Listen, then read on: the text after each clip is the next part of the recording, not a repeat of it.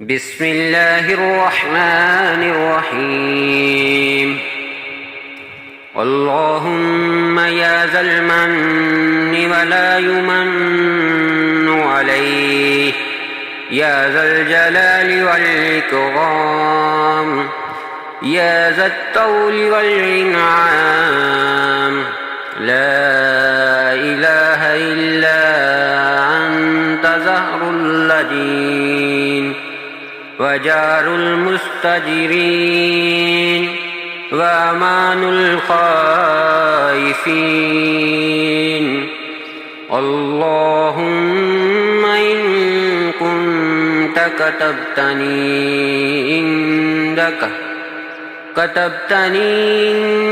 عندك في أم الكتاب شقيا أو محروما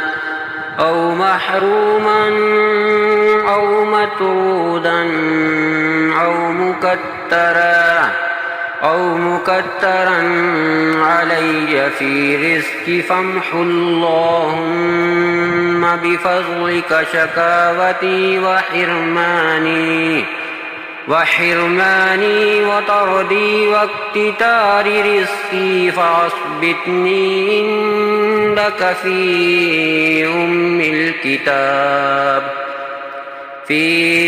أم الكتاب صعيدا مرزوقا موفقا للخيرات، فإنك قلت وقولك الحق في كتابك المنزل على لسان نبيك المرسل.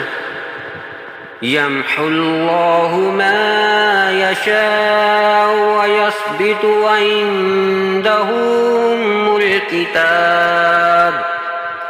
إلهي بالتجلي الأعظم التي يفرق فيها كل أمر حكيم ويبرم، أن تكشف عنا من البلاء والبلواء ما نعلم وما لا نعلم، وأنت به أعلم، إنك أنت الأعز الأكرم. وصلى الله تعالى على سيدنا محمد